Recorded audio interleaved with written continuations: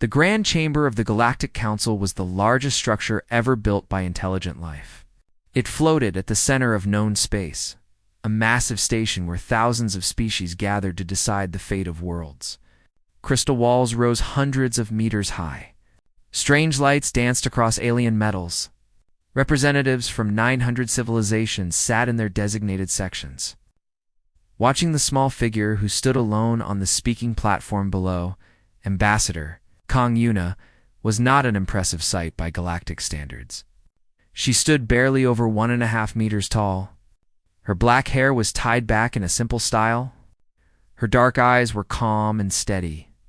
She wore the formal uniform of the United Terran government, simple gray suit with Earth's blue and green symbol over her heart, to the ancient species watching from above. She looked like a child playing at diplomacy. Humanity had been part of the Galactic Council for only 12 years. In a galaxy where some civilizations counted their age in millions of years, humans were newborns. They had been given a small seat in the far corner of the chamber. They had been granted limited trading rights. They had been tolerated but never respected. Today, Yuna was asking for more. "Honored members of the Council," she said, her voice clear and strong through the translation systems. "Humanity comes before you with a simple request. We ask for expanded territory rights in the outer regions.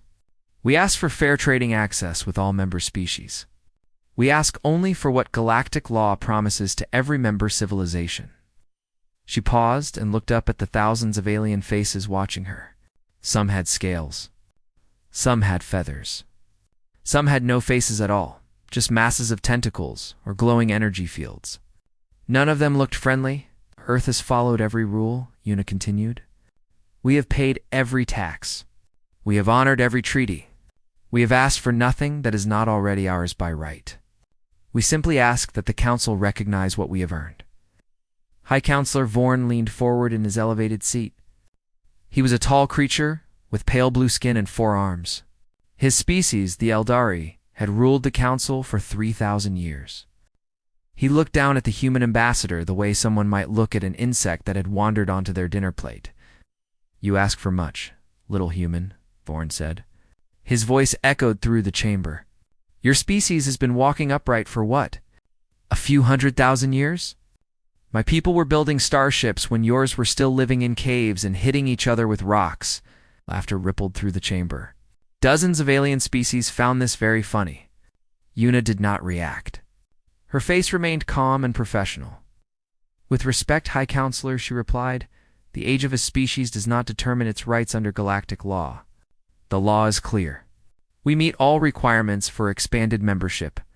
"The law," Vorn said, waving one of his hands dismissively, "is whatever the Council decides it is."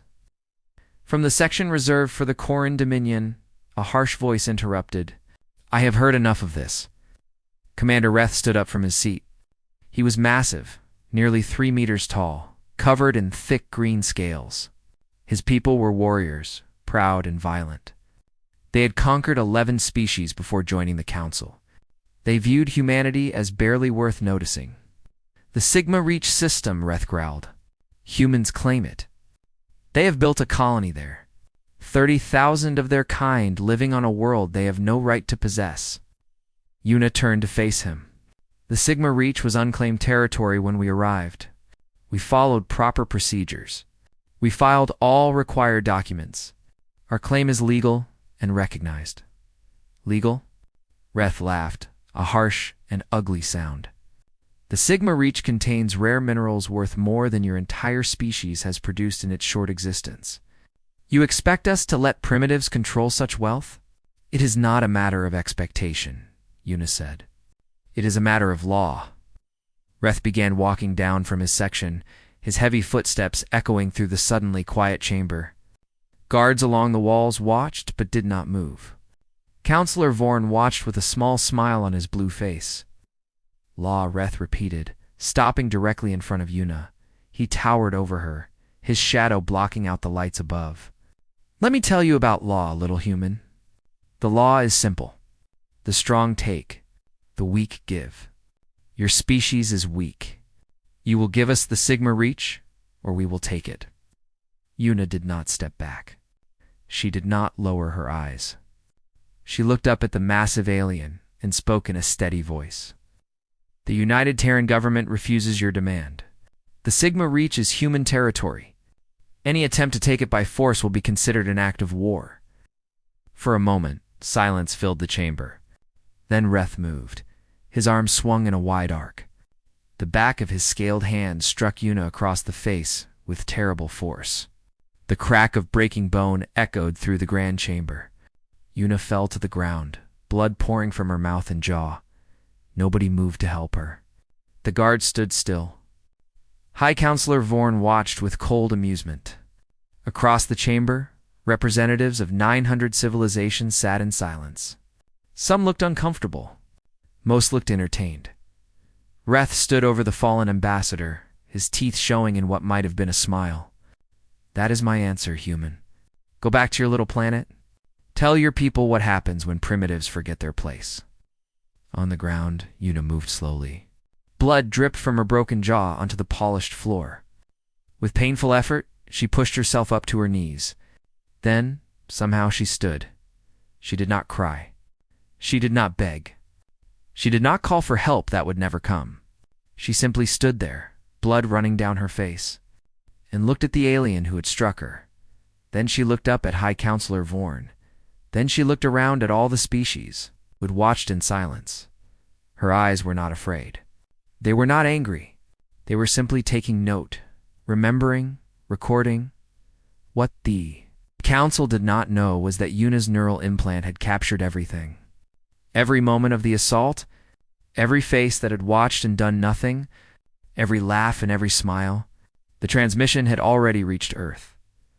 8 billion humans were already watching what had happened to their ambassador.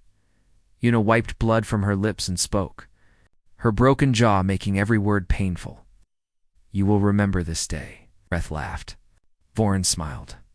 The chamber returned to its normal business, already forgetting the small human who limped out of the grand chamber, leaving a trail of blood behind her. They should not have laughed. They should not have smiled. They should not have forgotten, because humans never forget, and humans never forgive an unpaid debt. The transmission reached Earth in 7 minutes. By the 8th minute, it was playing on every screen on the planet. In homes and offices, in schools and hospitals, in military bases and government buildings, 8 billion humans watched the same thing. They watched their ambassador speak with dignity and courage. They watched an alien strike her to the ground. They watched her bleed while 900 civilizations laughed or did nothing. They watched her stand up, broken but unbeaten, and walk out alone. For one long moment, the entire planet was silent. Then the silence ended. In Seoul, the headquarters of the United Terran Command filled with every military and political leader on Earth, President Si-Unte stood at the center of the war room, his face carved from stone as he watched the transmission play again on the massive screen before him. How is she? He asked. General Cho Sung answered. Ambassador Kang is alive. Her jaw is broken in 3 places. She refused immediate evacuation. She said she will return to Earth on her own ship, on her own terms. President Moon nodded slowly. That sounded like Una. She had always been stronger than she looked. That was why he had chosen her for the most important diplomatic post humanity had ever created. The Galactic Council, Moon said. What is their response? Nothing, answered Dr. Beek Gina, the chief intelligence officer. She was a small woman with gray hair and cold eyes that missed nothing. They have issued no statement, no apology, no acknowledgement that anything happened at all. To them, it was nothing. A primitive species was reminded of its place. Business as usual. The room was quiet, but it was not a peaceful quiet. It was the quiet before a storm. Call the vote, President Moon said. The United Terran Council consisted of representatives from every nation on Earth. 200 years ago, these nations had fought each other. 100 years ago, they had finally united under one government. 50 years ago, they had reached the stars. 12 years ago, they had met the galaxy and learned an important lesson. The galaxy did not respect weakness. The vote was simple. One word. War or peace. Every representative voted war. It was the first unanimous vote in the history of the United Terran Council. Every nation, every faction, every ideology, every political party, for the first time in human history, all of humanity agreed on something. Someone had hurt one of their own. Someone would pay. President Moon turned to Dr. Beak. Protocol Omega. The old woman allowed herself a small smile. I have been waiting 40 years to hear those words. She pressed a series of commands into her console. Across the planet, across the solar system, things began to wake up. For 40 years, Dr. Beak explained to the assembled leaders, we have prepared for this day.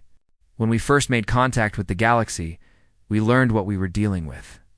Ancient species, vast empires, military forces that could destroy our world and ours. We were children walking into a room full of wolves. She pulled up images on the main screen. Hid.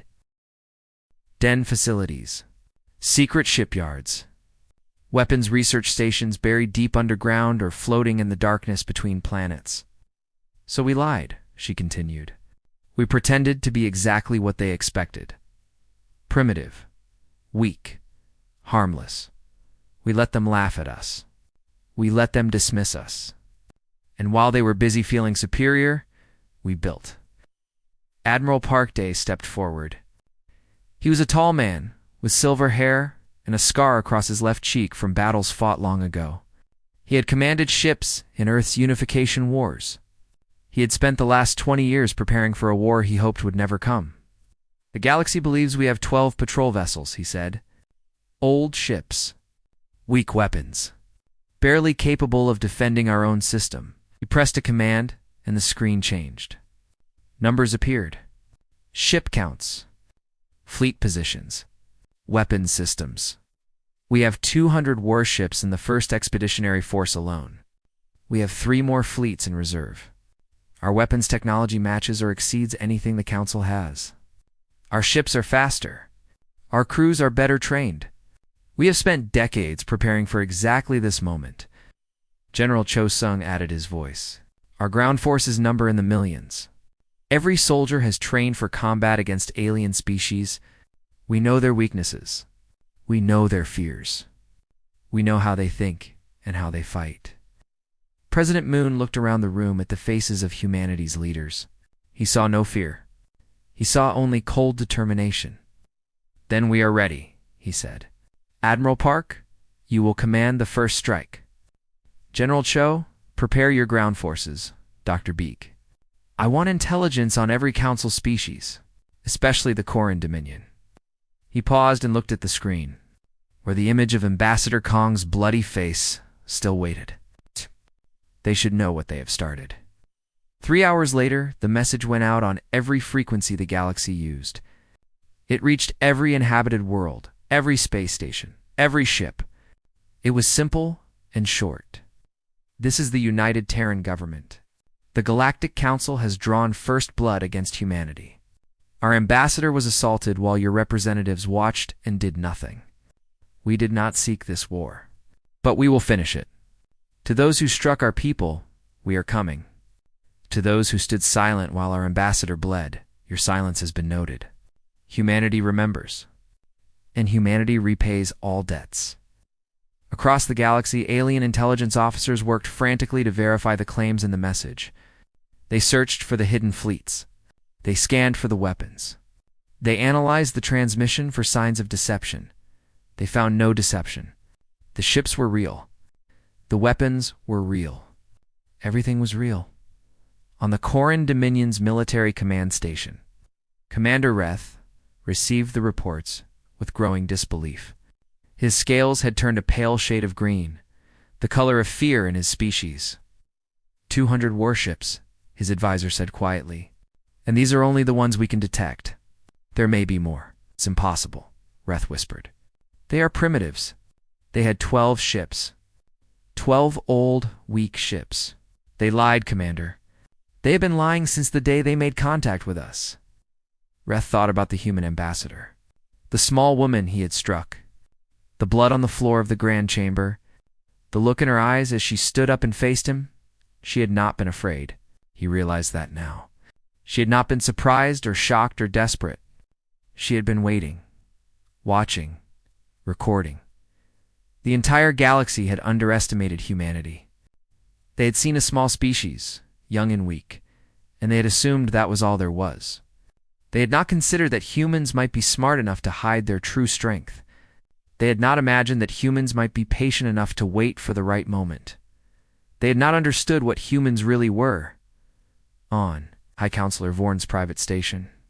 The ancient alien received the same intelligence reports. He read them 3 times, hoping he had misunderstood. He had not. His assistant stood nearby, waiting for orders. When Vorn finally spoke, his voice was quiet and uncertain for the first time in centuries. What have we awakened? Nobody answered. Nobody knew. But they were all about to find out. In the darkness of space, 200 human warships began to move. Their engines burned bright against the stars. Their weapons powered up. Their crews stood ready. The wolves were coming, and they were hungry. The first battle lasted 11 minutes. Captain Lee Hanna stood on the bridge of the warship Vanguard, watching the tactical display as her fleet tore through the Corran Dominion's forward base. 17 enemy warships burned in the void around the station. Escape pods scattered like seeds in the wind. Secondary explosions rippled through the enemy command center. All enemy vessels destroyed or disabled, her tactical officer reported. The station's weapons are offline. They are requesting terms of surrender. Casualties? Hannah asked. None, Captain. 0 human casualties. Hannah allowed herself a small nod of satisfaction. The Corran had expected a fight. They had expected to win. They had been wrong on both counts. Accept their surrender, she ordered. Secure the station. Treat all prisoners according to protocol. No abuse, no torture. We are not them. The news of the battle spread across the galaxy within hours. 17 warships destroyed in 11 minutes. 0 human casualties. Military analysts on 100 worlds studied the footage with growing horror. This was not how wars were supposed to work. The Corran Dominion sent a response fleet. 40 warships, commanded by one of their most experienced admirals. They found the human fleet waiting for them near a small moon. The admiral ordered an attack, confident that numbers would win. The battle lasted 23 minutes. 31 Corran ships were destroyed. 9 surrendered. 0 human ships were lost, and then the humans vanished. This became the pattern that terrified the galaxy. Human fleets would appear without warning, strike with overwhelming force, and disappear before reinforcements could arrive. They did not fight like other species. They did not posture or threaten or negotiate. They simply appeared, destroyed their targets, and left. They fight like ghosts, one Corran commander reported before his ship was destroyed. They are everywhere and nowhere. We cannot predict them. We cannot find them. We cannot stop them. On 3 Corran colony worlds, human ground forces landed simultaneously. General Cho Sung commanded the operations from his flagship, coordinating attacks across light years of space. The ground war was even more terrifying than the space. Battles. Human soldiers moved through alien cities with cold efficiency. They did not scream or shout. They did not panic when wounded. They worked together in small groups, each soldier knowing exactly what the others would do without speaking. They adapted to every situation. They improvised weapons from debris. They turned every building and every street into a trap. 1. Corran officer captured during the invasion tried to explain what he had seen to his interrogators. They are not like other species, he said, his scales pale with remembered fear. We shot one of them. Hit him in the chest. He fell down. We thought he was dead. Then he stood up and kept fighting. He was bleeding. He should have been dead. But he kept fighting until his body simply stopped working. Humans have high pain tolerance, the interrogator noted. This is documented. No, the Corran officer whispered. You do not understand. He was not ignoring the pain. He was using it. The pain made him angry. The anger made him stronger. I have never seen anything like it. I hope I never see it again. Speaker Talus of the Mirren Collective watched these reports with growing fascination. Unlike most council species, The Mirren were scholars, not warriors. They studied other civilizations. They collected information. And they had begun to understand something that the rest of the galaxy had missed. Talus accessed the ancient archives, records that went back millions of years. He searched for information about humanity's homeworld. What he found made him go very still. Earth was what the Mirren classified as a death world. The planet was covered with predators, venomous insects that could kill with a single sting, serpents that crushed their prey to death, pack hunters that worked together to bring down creatures 10 times their size, parasites that laid eggs inside living hosts, diseases that swept across continents, killing millions. And somehow, humans had survived all of it. They had not just survived, they had conquered. They had become the apex predator of a world filled with things trying to kill them. They had domesticated wolves, turning deadly predators into loyal companions. They had built civilizations in deserts and frozen wastelands and dense jungles. They had survived ice ages and plagues and natural disasters that would have ended most species. Talus prepared a report for the council. Though he doubted anyone would listen, humans evolved as both predator and prey, he wrote. They have the endurance of persistence hunters, capable of chasing prey until it dies from exhaustion. They have the pack instincts of social predators, working together with perfect coordination. They have the adaptability of prey animals, able to survive in any environment. And they have something else. Something we have never encountered before. He paused, searching for the right words. Humans have spite. When threatened, they do not simply fight or flee. They remember, they plan, they wait, and then they take revenge.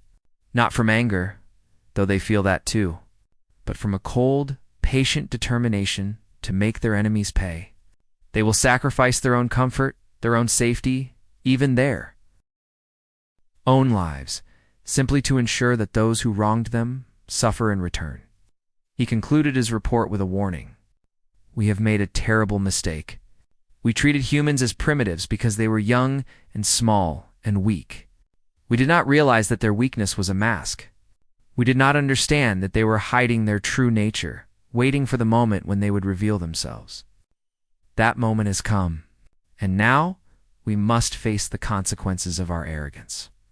Warlord Grath of the Thelan Empire read the same intelligence reports as everyone else. Unlike most council species, the Thelan respected strength. They had initially supported the Corran Dominion, eager to see the primitive humans put in their place. Now, Grath was having second thoughts. His military advisors had run the numbers. The projections were not encouraging. Human technology was equal to or better than Thelan technology. Human tactics were unpredictable and effective. Human soldiers fought with a determination that bordered on insanity. If we join this war, his chief advisor said quietly, we will lose. Perhaps not immediately, but eventually. The humans do not stop. They do not surrender. They do not forget. They will fight until they win or until they are completely destroyed. And I do not believe they can be completely destroyed. Grath thought about this for a long time. Then he made a decision. Withdraw our forces from the conflict, he ordered. We will not fight alongside the Corran. Let them face the humans alone. On the bridge of her ship, Captain Lee Hanna received reports of the Thelan withdrawal. One less enemy to fight. One more species that had learned to fear humanity. But the war was not over. Commander Reth was still alive. High Counselor Vorn was still in power. The ones who had hurt their ambassador had not yet been called to account. The wolves were not finished hunting. Not yet. The Galactic Council was falling apart. In the weeks since, the war began. 17 species had formally withdrawn from the Council and declared themselves neutral. Their representatives had packed their belongings and left Station Apex, unwilling to be associated with what was coming. Some had sent private messages to Earth, apologizing for their silence during the assault on Ambassador Kong. They hoped that humanity would remember their apologies when the war was over. Humanity remembered everything. High Counselor. Vorn watched his power crumble with growing desperation. Species that had obeyed him for centuries were now questioning his leadership. Allies were becoming strangers. Friends were becoming careful neutrals who returned no calls and attended no meetings. The humans, Vorn said to his advisors, must be stopped. They are destroying everything we have built. His chief military advisor shifted uncomfortably. High Counselor, our forces have been reluctant to engage. After what happened to the Corran fleet, most species prefer to keep their distance from human ships. Then the Corran must fight alone. It is their fault this war started. Let them end it. Commander Reth had the same thought, though for different reasons. The alien who had struck Ambassador Kong had watched his people's colonies fall one by one. He had seen his fleet shrink from hundreds of ships to dozens. He had felt the fear growing among his officers. The whispered questions about whether this war could be won. He decided to end the questions with one massive strike. Reth gathered every warship the Corran Dominion still possessed. 512 vessels, ranging from small attack craft to massive dreadnoughts. He positioned them around Corran Prime, the home world of his species. There, surrounded by orbital defense platforms and ground-based weapons, he would make his stand. Let them come, he told his officers. We have numbers. We have defenses. We have the advantage of fighting on our home ground. When we destroy their fleet, the war ends. Humanity will learn its place. His officers nodded, though few of them looked convinced. Admiral Parkday received intelligence about the Corran fleet concentration within hours. He studied the reports with a slight smile. Reth was thinking like a traditional military commander. Mass your forces. Choose defensive ground. Wait for the enemy to attack. Traditional tactics did not work against humans. He wants us to attack his strength. Park said to Captain Lee Hanna, he wants a direct confrontation where numbers might matter. He will not get what he wants, Hanna replied. What are your orders, Admiral? Park laid out his plan. It was elegant in its simplicity. Instead of attacking the Corran fleet directly, human ships would strike at their supply lines, their communication networks, their sensor systems. They would blind the enemy, starve them of resources, and isolate them from any possible reinforcement. Then, when the Corran fleet was weakened and desperate, the humans would attack. Not from one direction, but from 12. Not with brute force, but with surgical precision. The Battle of Corran Prime began at dawn, local time. It lasted 18 hours. Human ships appeared at the edges of the system, destroying supply convoys before they could reach the fleet. Communication satellites went silent one by one, leaving Corran commanders unable to coordinate their forces. Sensor platforms were targeted and eliminated, leaving the defenders half-blind. Reth ordered his fleet to hold position. He screamed commands at officers who could no longer hear him. He watched his carefully planned defense fall apart piece by piece. When the main human fleet finally arrived, the Corran were exhausted and confused. Their ammunition was running low. Their commanders had lost contact with each other. Their sensors showed threats everywhere and nowhere. Admiral Park led the assault personally, his flagship at the center of the formation. Human ships moved in perfect coordination, each vessel knowing exactly where to be and when. They exploited gaps in the Corran formation. They concentrated fire on key targets. They drew enemy ships out of position and destroyed them in isolation. Captain Lee Hanna and her ship, the Vanguard, cut through the Corran fleet like a blade through cloth. Enemy vessels tried to intercept her. None succeeded. She was too fast, too precise, too ruthless. By the 14th hour, the Corran fleet had lost 300 ships. By the 16th hour, they had lost 400. By the 18th hour, Commander Reth realized that everything was over. He ordered a retreat. His personal ship turned away from the battle, engines burning at maximum power. He did not care about his fleet anymore. He did not care about his home world. He only cared about escape. Captain Lee Hanna saw the ship running and understood immediately who was on board. Pursuit course, she ordered. All available speed. We are not letting him go. The chase lasted 2 hours. Reth's ship was fast, but the Vanguard was faster. Slowly, steadily, the human vessel closed the distance. When they were finally in range, Hanna did not order weapons fire. Instead, She ordered boarding parties to prepare. "We take him alive," she said. "Those are our orders. He faces human justice, not human revenge." Her Marines breached Reth's ship with cold efficiency. They moved through the corridors, neutralizing resistance without killing unless absolutely necessary. They found the commander on his bridge, surrounded by the bodies of his personal guards. Reth looked at the human soldiers with something close to madness in his eyes. "Kill me," he said. "Just kill me and be done with it." The Marine commander, a woman named Sergeant O'Mira, shook her head. "You don't get to die yet. You get to face trial. You get to answer for what you did." They bound his hands and led him away. He did not resist. He was too confused to resist. Death, he understood. Execution, he understood. But trial? Justice? These concepts did not fit in his understanding of how the universe worked. 3 days later, Reth was brought before cameras and broadcast across the galaxy. He stood in a simple room, wearing clean clothes, clearly unharmed. Human guards stood nearby, their weapons holstered. A human officer read a prepared statement. "This is Commander Reth of the Corran Dominion. He is the one who assaulted Ambassador Kong Yuna in the Grand Chamber of the Galactic Council. He has been captured and will face trial for his crimes. He has not been harmed. He has not been tortured. He has been fed, clothed, and given medical attention for minor injuries suffered during his capture." The officer paused. "This is human justice. We do not murder prisoners. We do not torture those who have surrendered. We are not you. Commander Reth will receive a fair trial. Evidence will be presented.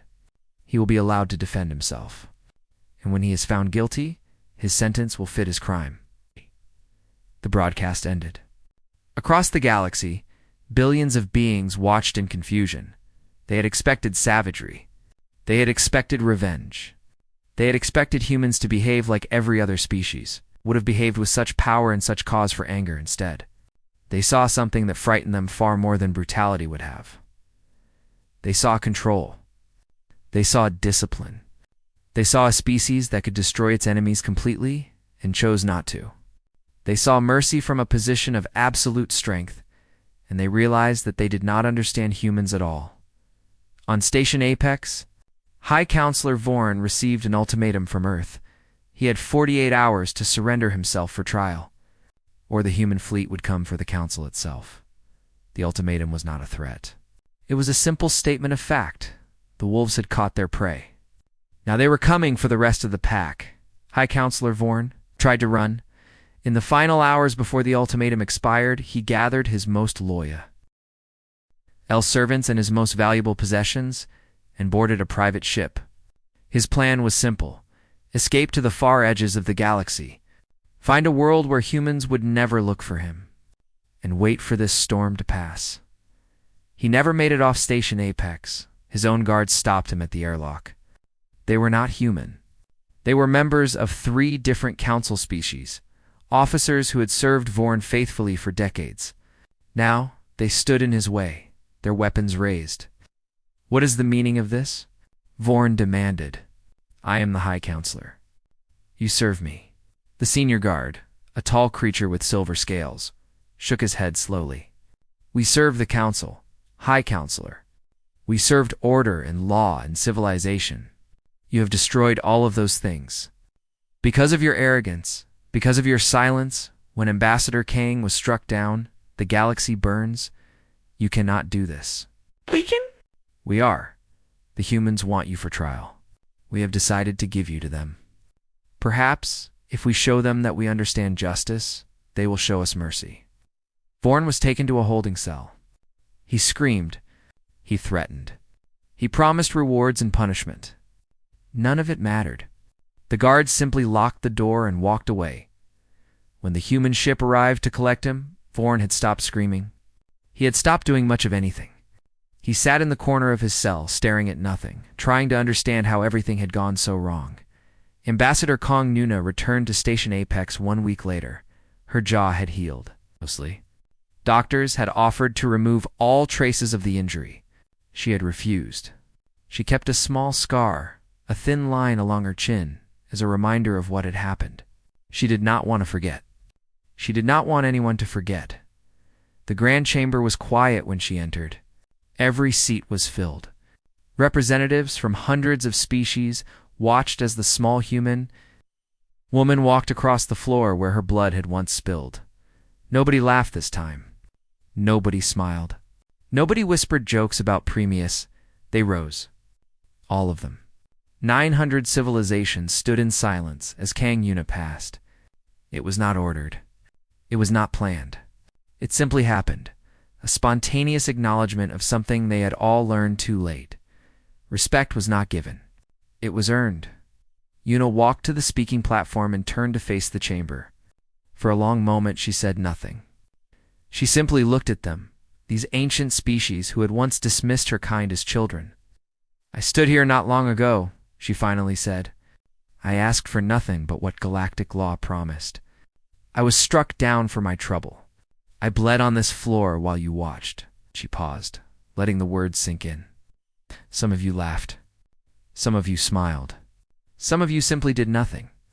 You assumed that because we were young and small, we were also weak and foolish. You assumed wrong." Her voice was calm, almost gentle.